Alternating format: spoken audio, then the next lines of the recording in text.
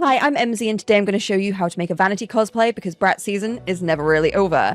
Here is a layout of everything that I used to make this cosplay. The main things to remember here is that the denim jacket and the shirt you use need to be cotton based to make it easier to dye later. First thing we're going to do is take the bag and we're going to acrylic paint all over it and then cover it in a clear top coat. To make the little metal latch, we're going to actually use a foam base and then template it on the bag. Cover it in aluminium tape, which gives that metal effect for us, and attach it to the bag. We're going to then add the chain that I actually had spare from a different bag.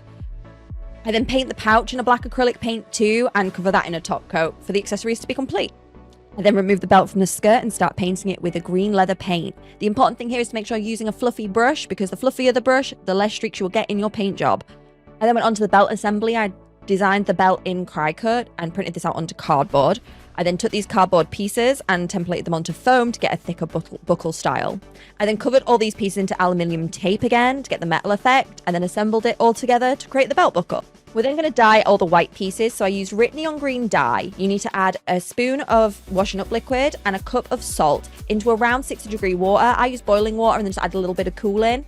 You need to then stir it for 30 minutes. You're then going to take it out, put it on a cool wash and let the pieces dry.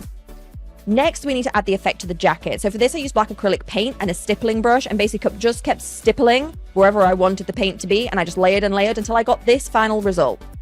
Next, we're going to move on to the wig. I actually used my old Lail wig for this look. I brushed it out, restyled it a little bit, and then I noticed that the coach had some pink pieces in their hair. So I created these little pink wefts. I just took them off a clip, added some glue to the top, flipped it over, added glue on the other side, waited for it to dry.